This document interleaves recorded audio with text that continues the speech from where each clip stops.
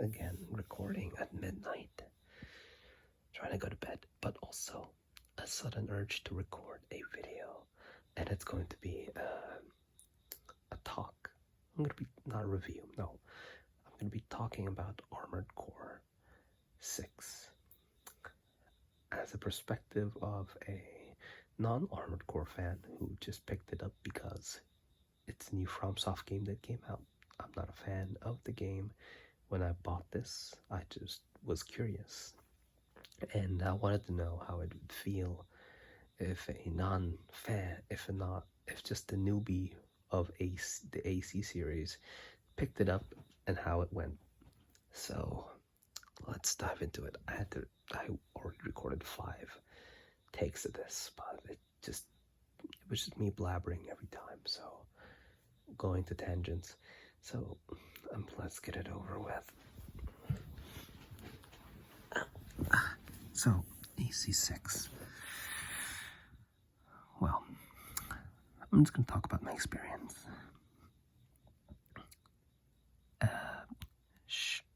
Summarized, I really love the game. It is an experience.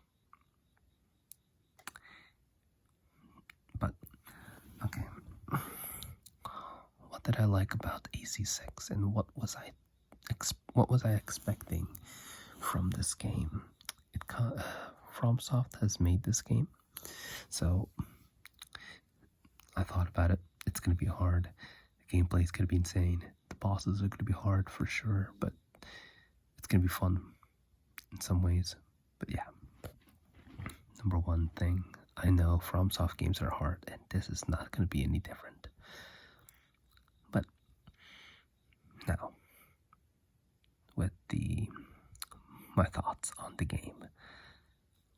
If you think about a game, you want at least 2 things, for me at least. I want, number 1, good gameplay.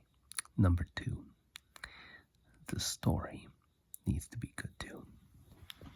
A game, well, most of FromSoft games, I play it for the very obscure story that you need to piece together and appreciate pretty much.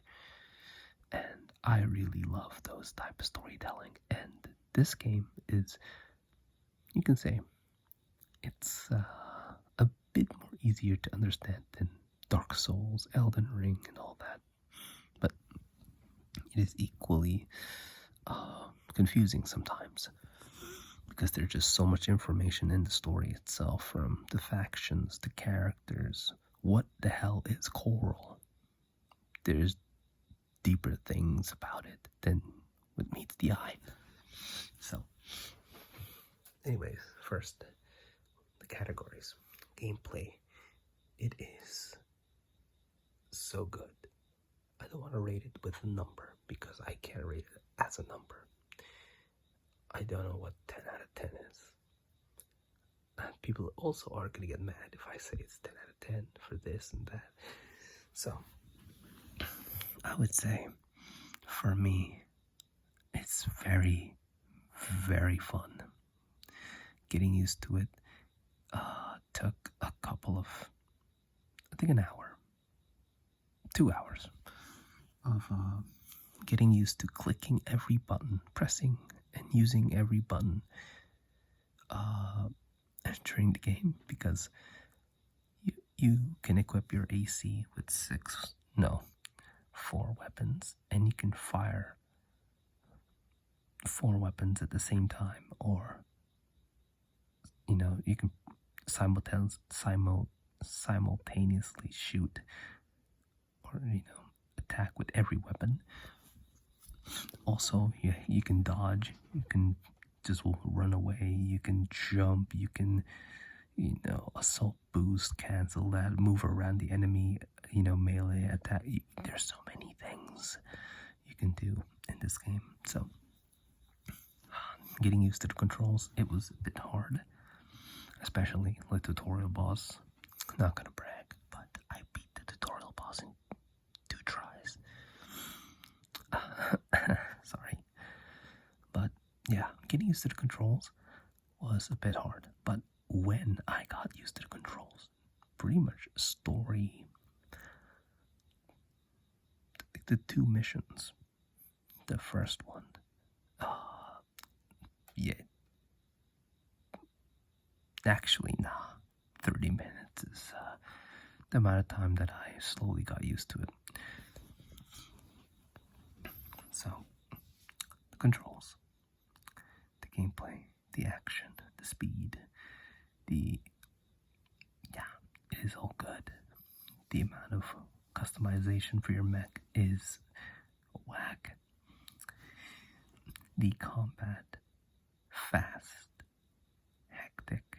It can end quickly, or you will die in agony if you don't play well, and if you don't know the small things about your weapons you're using, you might not use them as effectively. Like the machine guns, the rifles, they have effective ranges, and if you shoot those weapons when you're too far, it'll just ricochet and all that. I didn't know that, so I struggled with the tutorial boss at the beginning. My first try, and on my first try, I tried to methodically.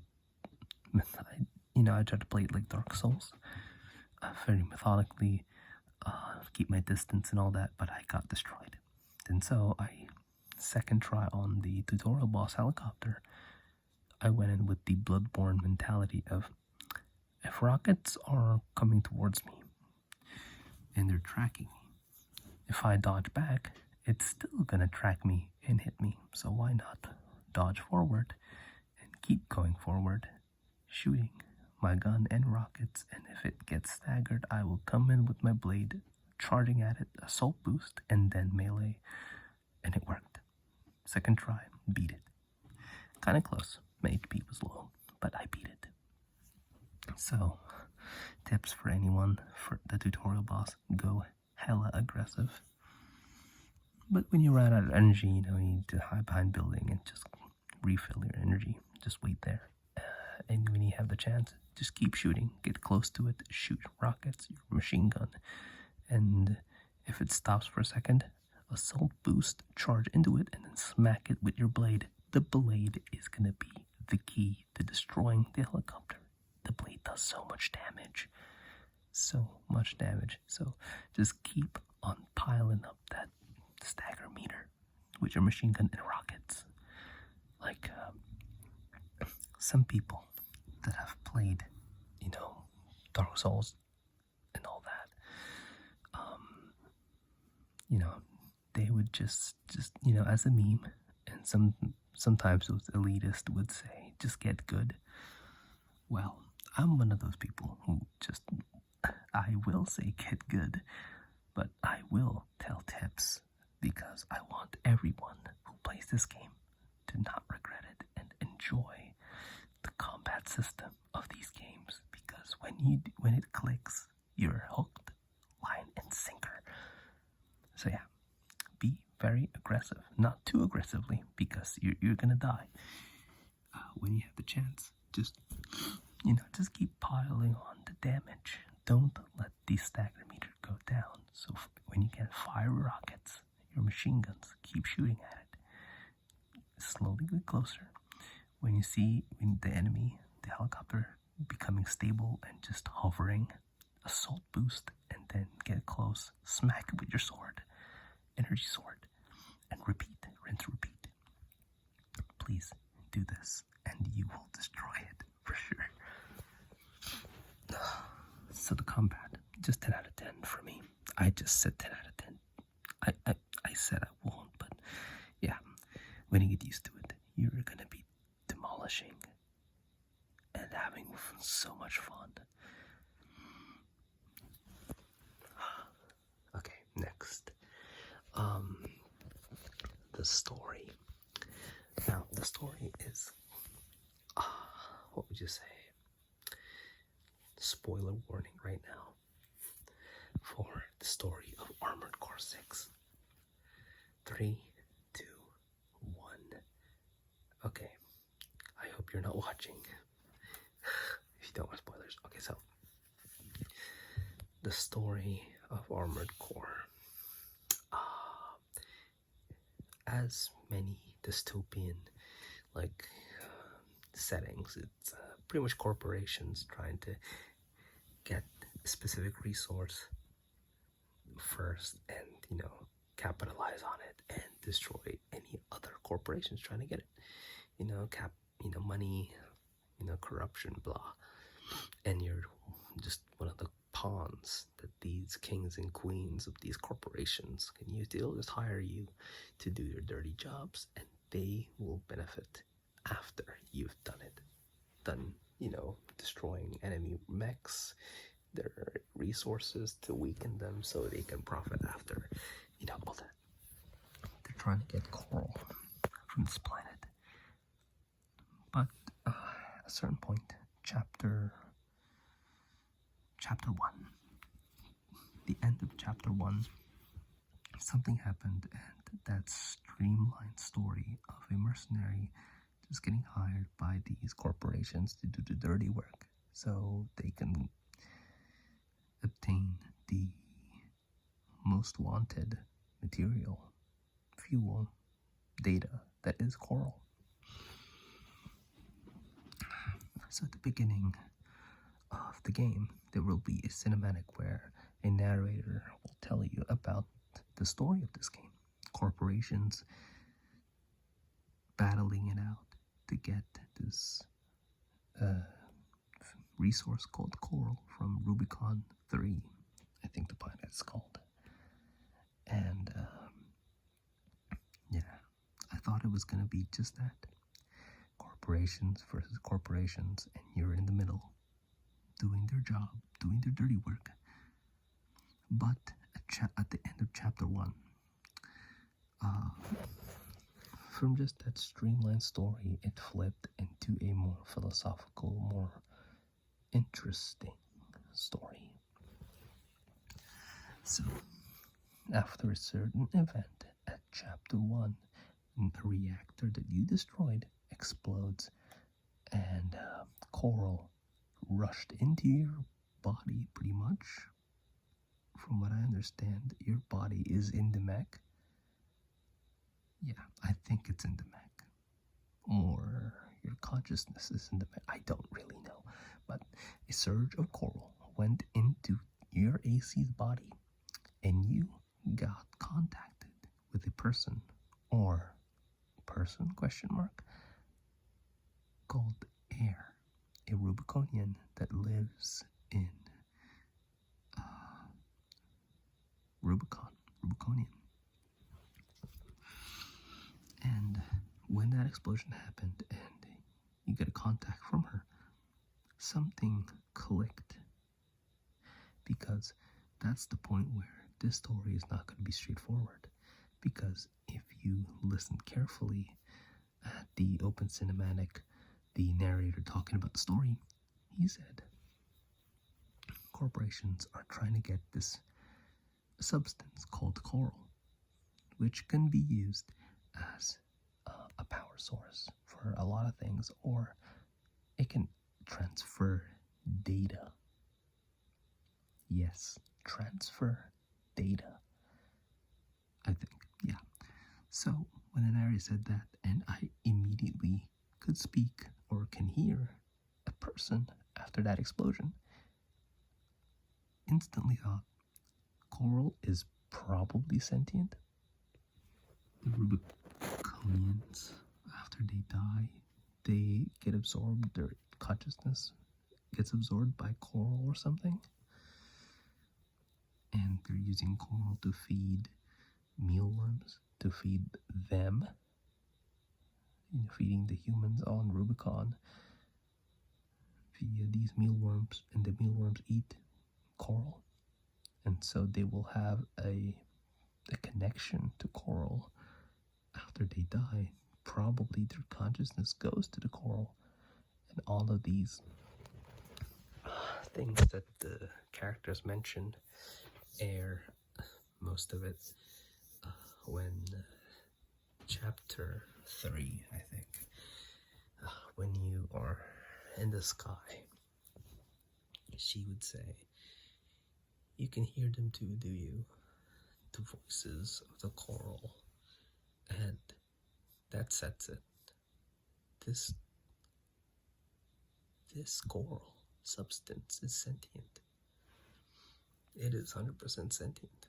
It has voices, as Air said.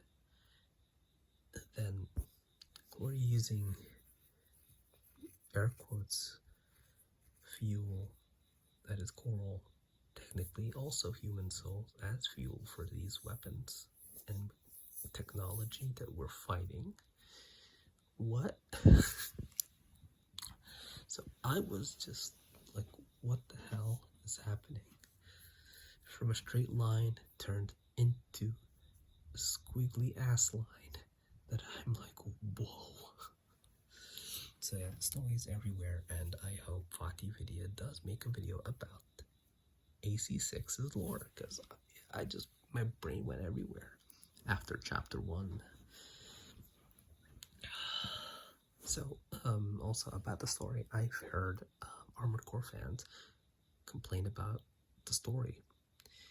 From just being, a mercenary who works for these corporations to get money, to, get promoted, blah, blah, blah, getting fame, getting better at the arenas, getting better, parts for your mech, weapons, and stuff.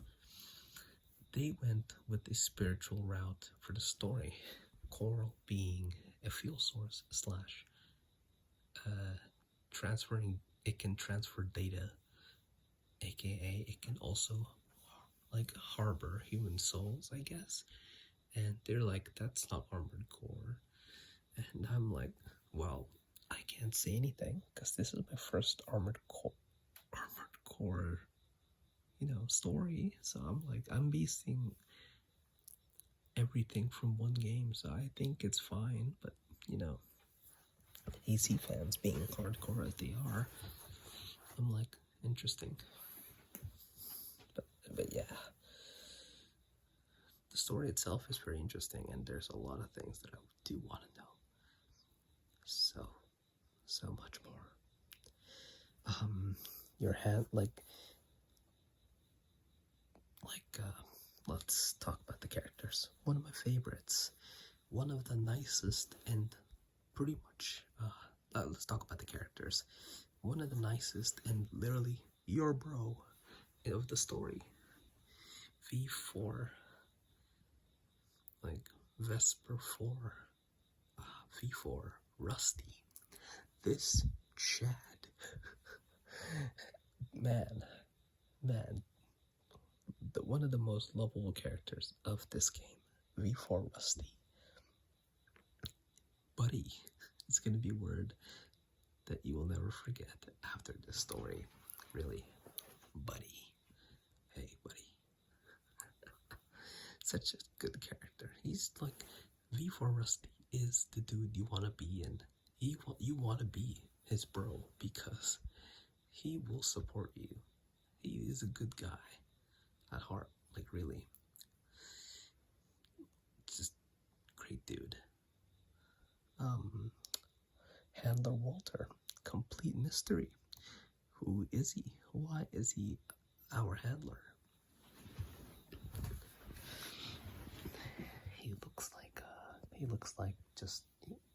He's just a guy providing services for these corporations, us being the mercenary. He's quite, pretty much veiled in mystery as well. And during the story, you will know, you're gonna be interested on how old he is. He's probably hyper old. Cinder Carla. Cinder, air quotes, is a nickname for those who survived the fires of Ibis, the first coral explosion that happened on the planet a long time ago. A century ago, decade ago, I forgot, but a long time ago, a coral explosion happened that pretty much made the planet just dead, and only a few inhabitants survived. But people still wanted coral, and they still found coral after the explosion, so they're coming back to get more. And that's where we come in, the mercenary and all that. So Cinder Carla has lived for a long time, and yeah, hint. Chatty Stick, Cinder Carla's right-hand man? Question mark. Chatty Stick is also quite interesting as a character because when you fight him in the arena, in the description, he's actually not a human. He's just an AI, and Carla is trying to make him more sentient, more human-like. Her goal is to make him laugh, because AI robots do not laugh. They are robots. They have a set term of commands that they follow, but she wants to change that. The more advanced AIs, I assume, become, they will mimic more of the humans they're interacting with. Carla is just a very stoic yet very cheerful kind of person, and she wants to make Chatty Stick laugh, and it gets very emotional. Chatty Stick, the AI who wants to laugh, but it's very hard to because he's a robot. I hate this guy. V2 Snail. Let me try to mimic his voice. You see, he's one of those people who are very posh and very, you can say noble, more like pompous arsehole. He's more of a pompous arsehole. He's like, you should be grateful for me inviting you to this mission and all that BS. He's an asshole, narcissistic asshole. Quite an interesting character. I like the character, but I like how the character is, but as a person, he's shite. The red guns from gun 1 to gun 13 us, actually no,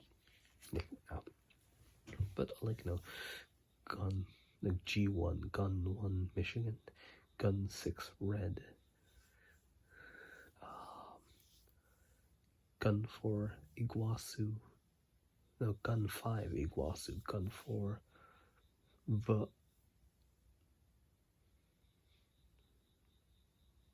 I forgot the name, the guy with the tank treads. All of them, specifically gun 6 red and gun 1 Michigan, they're your typical military guys.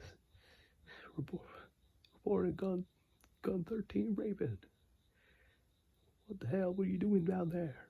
Those sergeant military guys, they like explosives, and I like them for that. Yeah, just all the characters are cool. Essentially, that's what I wanted to say. Story still vague, the mystery in some parts, but yeah, it's very interesting as well.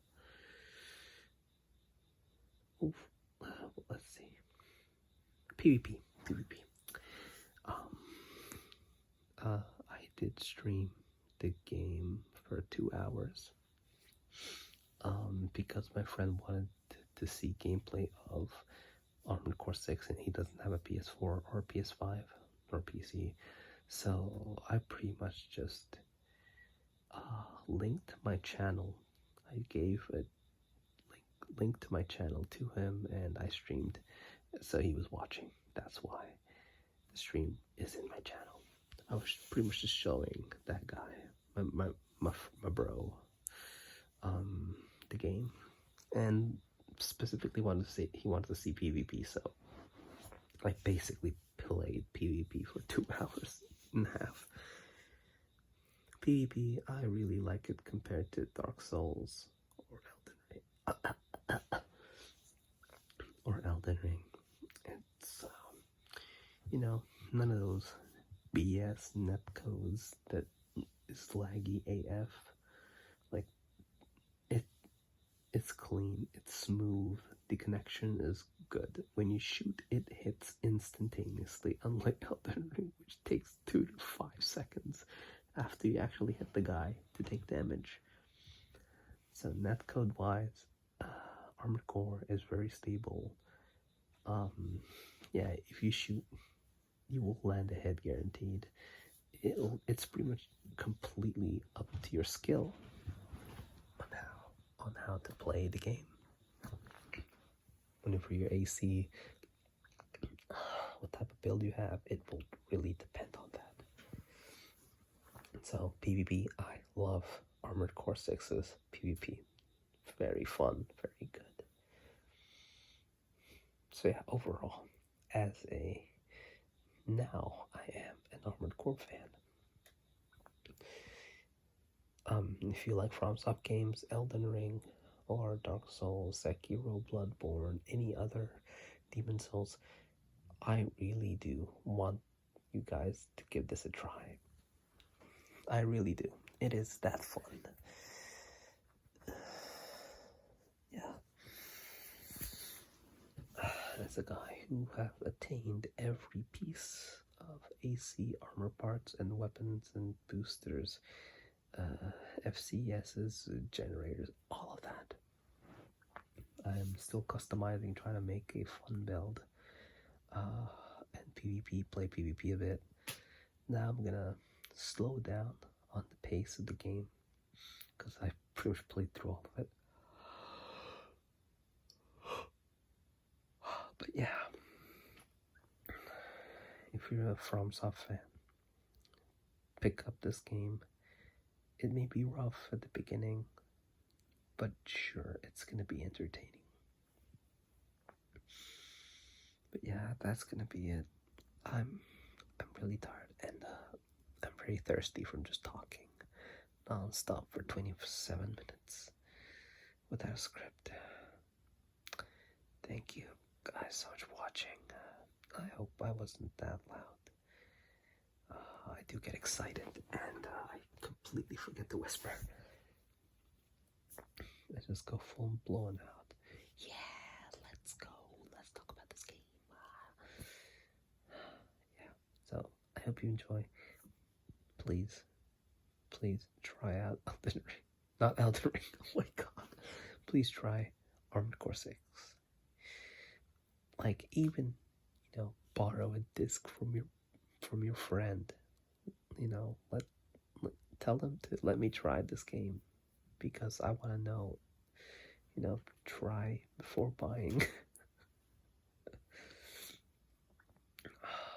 If your friend has it, let your other friends try it. If they like let them buy it and go for PvP, make your builds, experience that is sometimes with the bosses complete hell. Oh yeah, finally, going through NG, going through base game and then NG plus missions and bosses. You can say a bit of a rant. I really do hate gank fights in any Souls game. I hate gank fights. But in your second and third playthrough, there's gonna be alternate missions where you get different options. You get different missions after those. You just get different shit, and you get different options for these missions, and just that. So different, the alternate missions will have alternate bosses, and some of them are multiple AC versus AC fight, like 2v1, and you're one. 3v1 sometimes, and it's sometimes it's just overwhelming. Sometimes it's just too overwhelming, and that's where it gets really difficult. Second and third playthrough, you need to prepare yourself for a multiple boss fight missions. First playthrough is the most balanced. Just if you're very comfortable with the controls, then you can beat any boss in that first playthrough. But second playthrough, you need to be a bit better at playing your mech, maneuvering, and understanding your weapons more, because it's gonna get hard. It's gonna get harder for sure. But yeah, that's it. Armored Core 6, very fun game. Just try it out. Like, don't get discouraged by those reviews of Armored Core 6 being too hard. It's not. Just change up your strat, learn from the mistakes you've done, think about why you just died right there. Maybe because you weren't moving fast enough, you weren't using the quick dodge or quick boost to dodge those incoming rockets. You weren't using your energy blade because you think it's going to be useless. Try all the options and find out why you were dying. Immediately saying, this is BS. Look at that. That's BS. Bad game. No. Most of the time, FromSoft games are balanced. You just have to learn from your mistake, that is dying. And when you figure that out and you get better over and over, you fight the boss, you die, but you're getting closer to the end. You will have that satisfaction of knowing every piece and nook and cranny of information about the boss, and the next time you fight him, he's gonna be cheesed, destroyed, because you know everything about him. That is the satisfaction of Souls games, FromSoft games. So please, learn from your deaths in these games, and you will succeed in destroying all of them. So yeah, bye. Thank you. Hope you have a good night. I'm sure